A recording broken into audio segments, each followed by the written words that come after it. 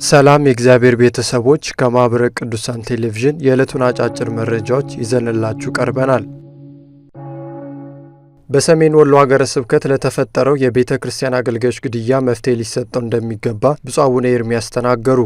ብፁዕ አቡነ ኤርምያስ የሰሜን ወሎ፣ የደቡብ ወሎና የኬሚሴ ሀገረ ስብከት ሊቀ ጳጳስ በወልዲያ ደብረ ሰላም መድኃኔ ዓለም ቤተ ክርስቲያን ስር ከሚገኙ የዕድር አመራሮች ጋር መወያየታቸውን የሰሜን ወሎ ሀገረ ስብከት ሚዲያ ዘግቧል።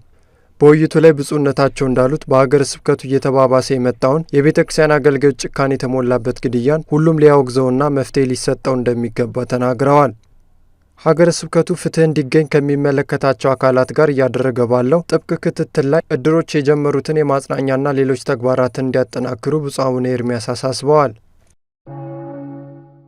የዝቋላ ደብረ ከዋክብት አቡነ ገብረ መንፈስ ቅዱስ አንድነት ገዳም ለሚያስገነባው ሁለገብ ሕንፃ ግንባታ ሁሉም በትብብር እንዲሰራ ተጠየቀ።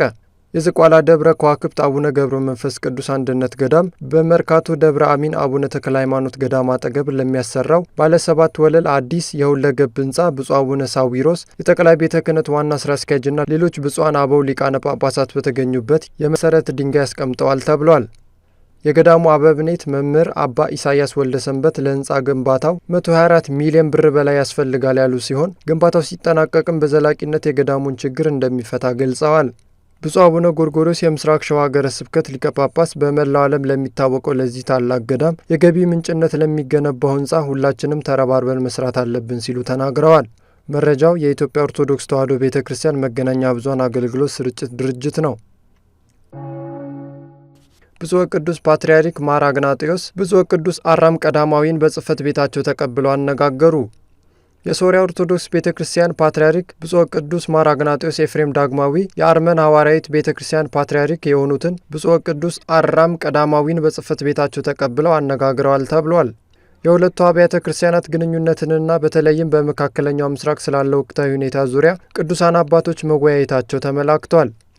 በውይይቱም በመንፈሳዊ በታሪክና በማህበራዊ መስኮች ያላቸውን ትብብር ለማጠናከር እንደሚሰሩ የተገለጸ ሲሆን በአስቸጋሪ ሁኔታዎች ውስጥ እርስ በርስ እንደጋገፋለን ማለታቸውም ታውቋል።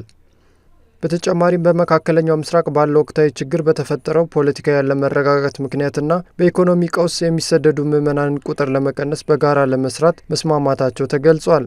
መረጃውን የሶሪያ ቤተ ክርስቲያን የፌስቡክ ገጽ ከሆነው ዩኒቨርሳል አግኝተናል። በግብጽ የዲጂታል ንቃት በነጻ ልቡናና በበራ አእምሮ በሚል መሪ ቃል 19ኛ ዓመታዊ ኮንፈረንስ ተካሄደ። የኮፕቲክ ሚዲያ ሴንተር እንዳጋራው በቅዱስ ሲኖዶስ የእርዳታና አገልግሎት ኮሚቴ ስር የሚገኘው የጸረ ሱስ ኮሚቴ የዲጂታል ንቃት በነጻ ልቡናና በበራ አእምሮ በሚል መሪ ቃል 19ኛውን ዓመታዊ ኮንፈረንስ ማካሄዱን ዘግቧል። የሰው ልጅ በነጻ ፍቃድ የተፈጠረ ነው ያሉት ብፁዕ አቡነ ተክላ የደሽ ሜትሮፖሊታንና የኮሚቴው ሰብሳቢ አንድ ክርስቲያን በሱስ ወይም በማንኛውም ልማድ ተገዢ መሆን እንደሌለበት በኮንፈረንሱ ላይ ተናግረዋል። የቡርጅ አልአረብና የአሚሪያን ጳጳስና የኮሚቴው ረዳት ሰብሳቢ ብፁዕ አቡነ ሚና በበኩላቸው አንድ ሰው የሚመጡ መረጃዎችን ከመቀበል ይልቅ በምክንያታዊነትና በሃይማኖታዊ እውቀት መርምሮ መለየት እንደሚገባው አንስተዋል። አረጋውያንንና ወላጆቻቸውን በሞት የተነጠቁ ሕፃናትን መደገፍ አምላካዊ ትእዛዝ በመሆኑ ኦርቶዶክሳውያን ሊያጠናክሩት እንደሚገባ ተገለጸ። በማኅበረ ቅዱሳን አዳማ ማዕከል በላከልን መረጃ በአዳማ የሚገኘው ሴዴቅያስ የተባለው መርጃ ማኅበር በ2007 ዓ.ም በበጎ ፈቃደኛ የኮሌጅ ተማሪዎች ተመስርቶ ለ170 አረጋውያንና ወላጆቻቸውን በሞት ለተነጠቁ ሕፃናት ዘርፈ ብዙ አገልግሎት እየሰጠ ይገኛል። የማኅበሩ ሥራ አስኪያጅ አቶ ያሬድ ሶሎሞን አምላካዊ ትእዛዝ የሆነውን ይህን መልካም ተግባር በዚህ የጾም ወቅት መጠናከር አለበት ብለዋል። በርካታ ኦርቶዶክሳውያን ለማኅበሩ ሰብአዊ ድጋፎችን በማድረግ እምነታቸውን በተግባር እየገለጹ ቢሆንም ለአገልግሎቱ መስፋፋት ሀገር በቀልና ሀገር በቀል ያልሆኑ ድርጅቶች ጥረት እንዲያደርጉ መልእክታቸውን አስተላልፈዋል። በድሬዳዋ ከተማ የኦርቶዶክሳዊ ምክክር አገልግሎት መስጫ ተቋም ለማቋቋም የሚያስችል ውይይት ተካሄደ። በማኅበረ ቅዱሳን ድሬዳዋ ማዕከል አዘጋጅነት ኦርቶዶክሳዊ ቤተሰብን በማጠናከርና በሌሎች ጉዳዮች ላይ የሚሰሩ ኦርቶዶክሳዊን አመካካሪዎችንና ተቋማትን ለማደራጀት እንዲቻል በድሬዳዋ ከተማ ከሚገኙ ካህናትና ባለሙያዎች ጋር ውይይት ተካሂዷል።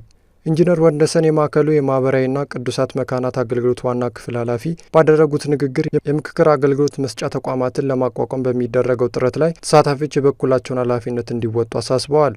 በተጨማሪም የምክክር ተቋሙን አስፈላጊነትና አመሰራረት የሚቋቋመው ተቋም አደረጃጀትንና ሌሎችን በተመለከተ በውይይቱ ላይ ገለጻ ተደርጓል። መረጃው በማኅበረ ቅዱሳን የሙያ ማኅበራዊና ኢኮኖሚያዊ አገልግሎት ነው። የዕለቱ አጫጭር መረጃዎች እስካሁኖቹ ነበሩ። ሰላም እግዚአብሔር ከሁላችን ጋር ይሁን።